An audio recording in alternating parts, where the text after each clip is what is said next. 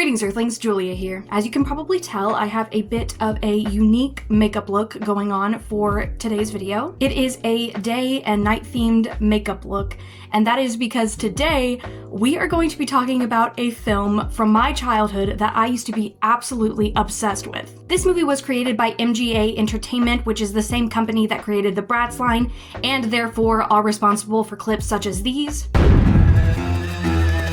Girlfriend, stop! Get back in the car! You come back here! Ew! What an interesting artifact. Hi, my cat died today. Get a new one. And trust and believe that I will certainly be covering the Bratz franchise in videos to come. The movie we are covering today, however, is called The Princess Twins of Legendale. There's drama, there's emotional moments, there's weird musical montages, and I simply cannot wait any longer to share this masterpiece of a film with you guys. So without further ado, let's dive right in to The Princess Twins of Legendale. This is the Julia Show. So the opening of the movie is 2D animated, unlike the rest of the movie, and I actually prefer this style of animation, but it goes away very quickly. We get this expository narration about the lore of this world that we're about to be in. Legendale is basically divided into two worlds, the day world and the night world, and these worlds used to live in harmony together. And in order to maintain that harmony and keep the worlds in balance, the king of the day world, King Soltar, was supposed to marry the queen of the night world, Queen Doom. However, he decided to marry a commoner named Luna instead. And the queen was really salty about this and decided, if you're not gonna marry me, these two kingdoms, they ain't gonna be in harmony anymore. And she divides the two worlds apart. Time jump to like however long later, we see the king just running through the castle, and he announces that he's about to be a father. We also get introduced to this wizard whose name is Cassie, and the way they decided to animate this man is very interesting, to say the least.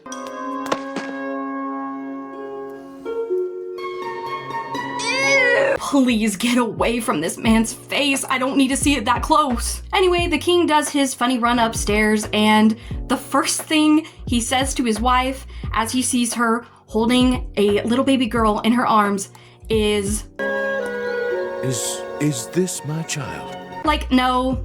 This is just some random child I grabbed off the street. She's not yours. Like, who else would this child be? I also like that the queen is already sitting up and is just very pristine looking for somebody who just gave birth. But she reveals to the king that actually she didn't give birth to just one daughter, but two. They named their twins Dawn and Eve because Eve is calm and deep as the moon on a summer's eve, and the other one is bright and lovely as the sun at dawn.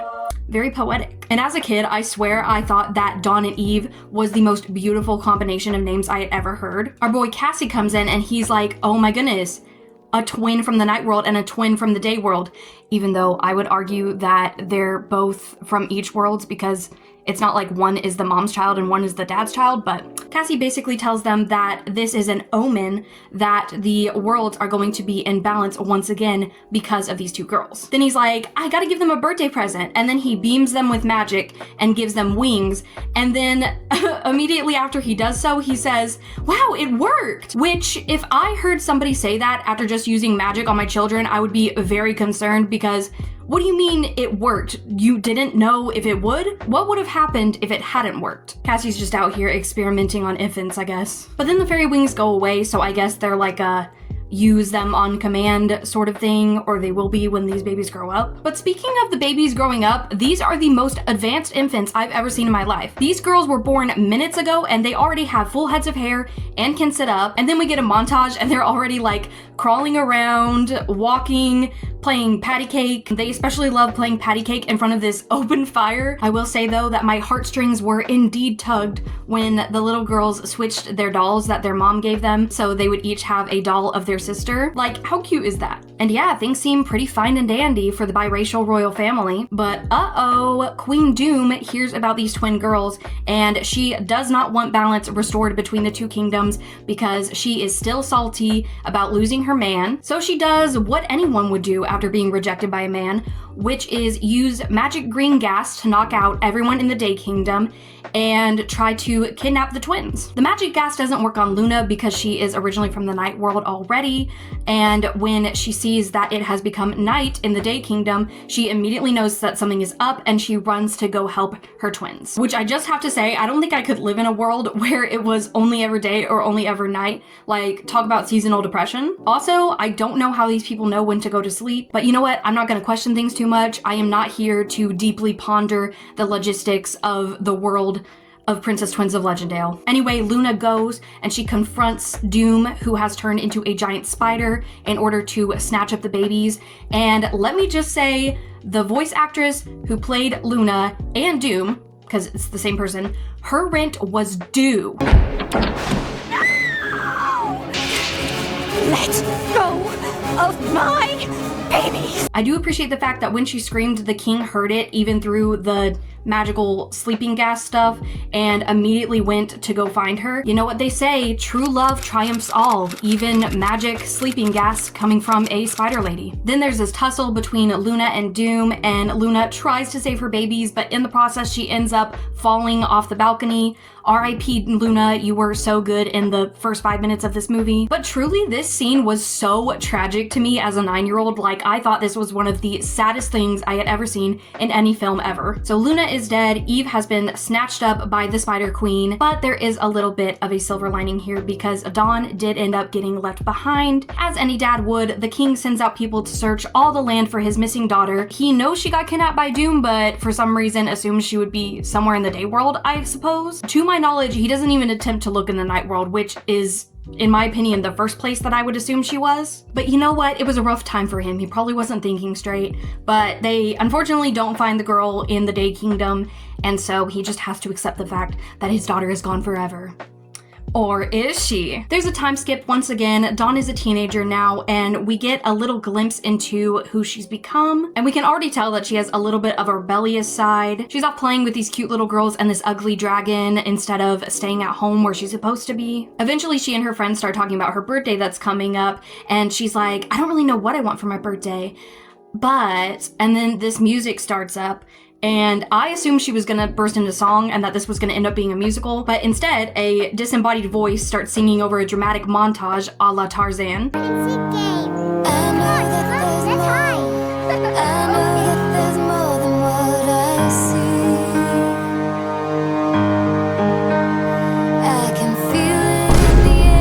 Why they couldn't have the characters actually sing songs in this movie instead of doing this montage thing, I don't know. The montage is unfortunately interrupted by the king, who we soon learn doesn't let Dawn go anywhere or do anything and always keeps her in the castle. And Dawn has all these questions about her mother and what lies beyond the kingdom walls, but he just never gives her an answer on anything. He refuses to tell her any information, and I do not understand why in so many kids' movies the parents do this. Like, something really bad happened in the past, and so they want to protect the child who was like a baby or not born yet when it happened, and in order to do that they like keep them confined and they don't really give them any freedom. But instead of explaining why that's the case, they never give the child any information. And so then, even though the child should be obedient to their parents, you can't help but blame them when they rebel and go against their parents' wishes, because they've never given them any good reason why they are so strict toward them. Dawn does do this annoying thing that I hate in all kids movies though, where she pulls the "I'm not a child anymore" card,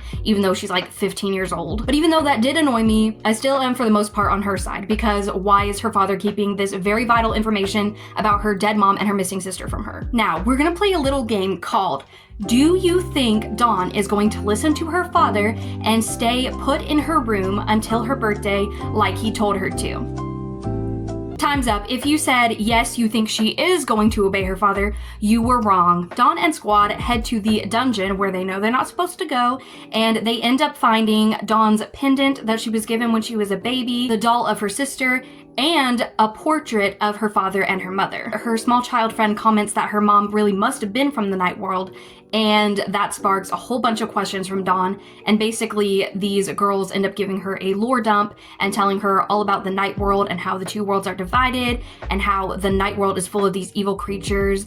And Dawn is like, my mom was one of these horrible creatures. Despite hearing about the supposed dangers of the night world, however, Dawn is determined to find this world for herself and figure out what is going on with her family and her secret dead mom and all of this stuff that her father has been keeping from her for years. Then we move over to the night world and find out that Eve has been kept as a servant for Queen Doom ever since she was a child. It's very much giving Rapunzel, even though Eve is being like abused by this woman and she's told multiple times that she's being abused by this woman. She wants to stay in this toxic environment because she did raise her after all. As if that isn't the bare minimum. Like, Eve, please, have some more self-respect than that. I also must point out one of the weirdest characters in this movie, this troll guy who is like basically the head henchman for Queen Doom, and the song that he sings to her at one point. Like me.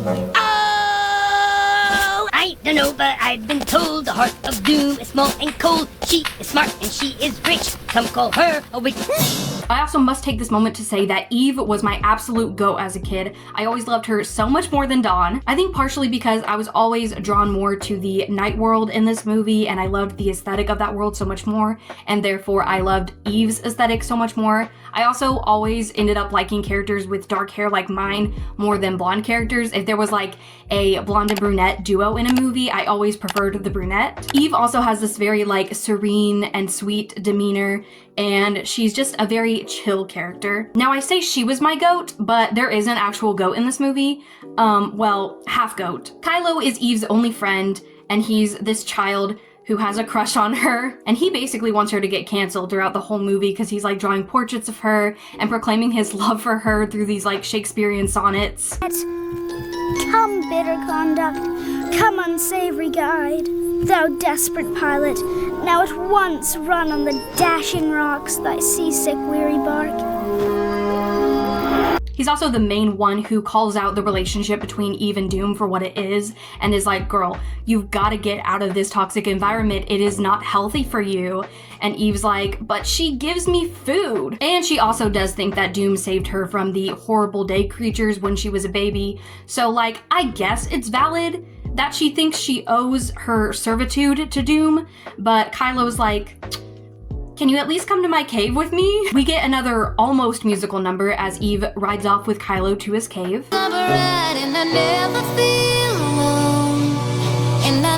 And we see that deep down, Eve does want to get away from her abuser, but she's just stuck in this environment and doesn't know how to get out of it. I think that we actually see a lot of in real life, and it's a very interesting topic for a kid's movie to touch on. Back in the day world, Dawn ends up clocking her father on not sharing vital information with her all of her life, and decides to run away and find the night world. She puts on a hood because then of course nobody will recognize her, and she ends up finding this wall of brambles that separates the day world and the night world, and finds out that her magic pendant that she found in the dungeon can actually move these brambles, and she's able to enter the night world for the very first time. Queen Doom soon hears that there is a breach in the wall between the worlds, and she sends her creatures off to find the intruder. We cut back to Dawn and her exploration through the night world, and I just have to say that I wanted to visit the night world so bad as a kid. I always thought this place was so pretty. I loved the animation and I loved the aesthetic. As she's exploring, Dawn finds this weird creature in the night world who she decides to randomly play hide and seek with. Doom's minions end up breaking out of the woods and chasing them down. Eventually though, they are saved by the one and only Kylo, who might I say is just like the best part of this movie. And Kylo takes her back to his cave thinking that she's Eve, but then she takes off her hood and he sees her blonde hair and he's like, you're not my homegirl. And even though she's not Eve, he still kind of like tries to put the moves on her. Do you live here all alone? Uh-huh. I'm currently a bachelor. I guess because she has the same face, I don't know, but like, dude, why do you want these women to catch cases so badly? Anyway, back in the day world, the king finds out that Dawn is missing and assumes that she went off to find the night world, which as we know is correct, and he and a bunch of men go off to find her. Kylo heads back to Doom's place and tells Eve about Dawn, and Eve is like, day creature? in your cave? Hello? That's like a huge red flag. And he's like, no, she's not evil. And she like kind of believes him, but she doesn't go to see for herself. So then Kylo dips, and then Doom finds out that Eve knows about the day creature, and she's like, I know how we can get her to rat Kylo out and lead us to the day girl. So basically, Doom goes to extra lengths to convince Eve that day creatures are evil and are the reason why she had to take her away from her home as a baby. And so in order to protect Kylo, Eve basically snitches on him. Doom ends up locking Eve in the dungeon, and then she heads to Kylo's place and she interrogates Dawn, and she finds out that her father is the king, and so this is the twin that she accidentally left behind years ago. And so she takes Dawn and also puts her in the dungeon. Then she shows up to where King and Squad are at and shows them that she has the girl's pendants and does the Debbie Ryan smirk. And meanwhile, back in the night world, Dawn and Eve end up meeting in the dungeon, and they're like, you look just like me. They don't say that, but they're clearly thinking it. And then they do this like glowing high five thing and are like, well, that was weird. Then our boy Kylo shows up and he tries to break them out of prison, but it ends up being that the girls have to like use their powers that they didn't know they had together in order to break out of prison. And now that they're free, the girls leave this 12-year-old boy and his horse to fend off the people who were after them and go off to save their father. It turns out that the queen is still stuck on the king after all this time and still wants to marry him. And basically the king believes that if he doesn't marry her, that she will do away with his daughter. So they have this wedding, and for some reason Dawn's best friends are there. Where are these children's parents? And why are these kids involved in this wedding? And for some reason the troll guy is crying and blows his nose on the queen's dress. Gross. But then the girls crash the wedding. I woke up in a new Bugatti. And once again, my heartstrings were indeed tugged because Eve and her father end up reuniting, and it's very cute. But Queen Doom, of course, interrupts this very sweet moment and spiders out again, and then just stands there for like 5 seconds. And then she like traps the girls in some chrysalis thing. But little does she know that putting these girls together is the worst thing she could do if she wants her plan to succeed, because when the girls are together, their magic is able to be unlocked and they are able to break free from the chrysalis thing and turn into fairies like they did when they were babies. They fly up to the very balcony that their mother was dropped from, where the spider lady is holding their dad captive. And Doom makes a great point here that she should have finished off these girls when she had the chance. Like, yeah, I also don't really get why you kidnapped this girl and then proceeded to make her your personal servant instead of getting rid of her so that way there was no chance of restoring balance between the kingdoms. I guess she just like really wanted an extra servant. Then she tries to put the two girls' pendants together, but it doesn't work, and she realizes she can't reunite the worlds on her own. And once again, her voice actress is just going off. What's wrong now? Why isn't it working? Where is my power? Where is my power?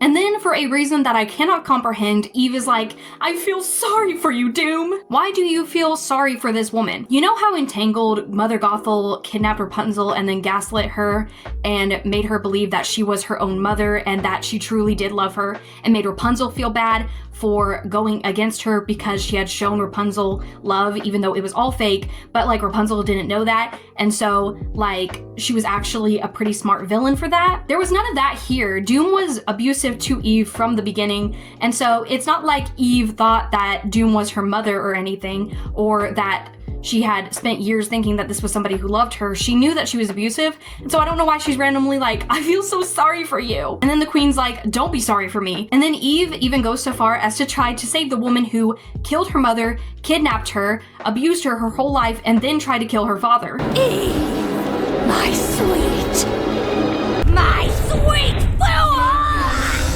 But in the end, Doom is defeated, and she actually dies in the exact same way that Eve's mother did, which is a very cinematic moment. Kudos to the creative team behind Princess Twins of Legendale. Y'all did a great job. Like, the cinematic parallels here are just truly unmatched. I've never seen anything like this before. Balance is at last restored to the two kingdoms. The girl's birthday is celebrated. Kylo finally finds someone his own age to flirt with. Good for him. And the twins are finally together again, and everything is just as happy as it could be. If I'm being honest, when I I sat down to rewatch this movie for the first time after like 13 years, I really expected it to have aged a lot worse than I thought it would, because there are just so many movies I was obsessed with as a kid that rewatching as an adult I have found to just be cringe and just be nothing like I remembered them being. But like low-key, this movie was kind of good. I was actually pretty surprised by how well the writing holds up and by how entertained I was the entire time. It's on the same level, I would say, as like a B-tier Barbie film. It is still a corny, low-budget kids movie with bad animation, but like, at the end of the day, it really is not the worst thing I've ever seen. That does not mean, however, that I am done making fun of bad movies from my childhood, because trust me, there is plenty more where minor details came from. Of course, there are still plenty of good movies I want to talk about as well, but for now, this is me signing off. I hope you guys have a great day, and I will catch you next time. Bye!